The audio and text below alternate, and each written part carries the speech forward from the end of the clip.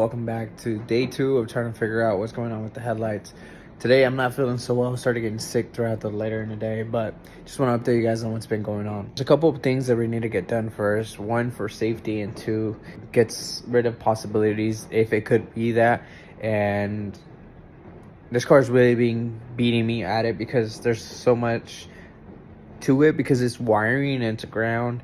And this car the engine has been rebuilt, so when they put the engine back in, I don't know exactly how they did everything. We're looking at this. One of the first things that comes up to mind is this is completely screwed right here, right? This needs to be fixed. Fortunately, I did buy some stuff from O'Reilly's, and we're gonna get this fixed today. The thing we have to look at is some grounding issues. So this as well right here, this is very improper. The whole thing has come out. The wire is very chewed up. It's not looking good.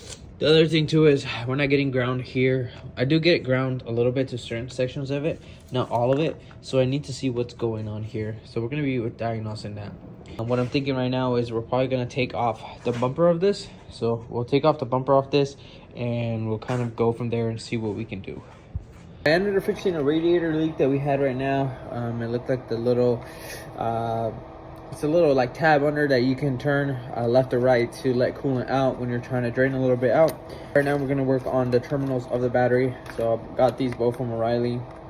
This is going to be for the ground right here, and this is going to be for the power.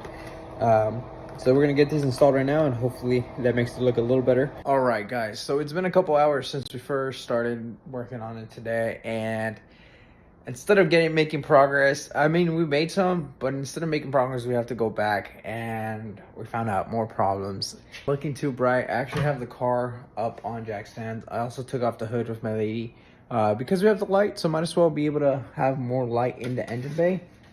But doing more research, looking up things, it looks like I may have found the actual problem, and it's not looking too good. It means we got to spend more money, which is not what I want to actually do. But on a positive note, I actually did find how much some of these parts cost, and possibly I could find them in a part out. So let me show you guys exactly what I'm talking about. So first things first, I will show a picture right here on how this was actually looking. So these wires right here were connected. This harness was connected and they were completely melted.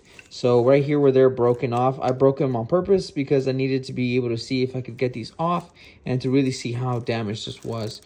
The major damage was on this one, and as we can see, there's just wires. It was covered with tape, but I don't like that. I see that as a hazard. Change it out and do the right thing for it. One of the reasons this became my concern is because when I lifted up the fuse box here, I looked under and that's when I noticed these two. Now for the wire that goes there, I did take off the intake part right here. I did find a loose wire. I will look into that another day. But there's also supposed to be a ground strap that goes right at that point in the bottom right there, all the way to the bottom. I found out it's not really necessary. It will help the car run a little better, but it's not really necessary as of right now.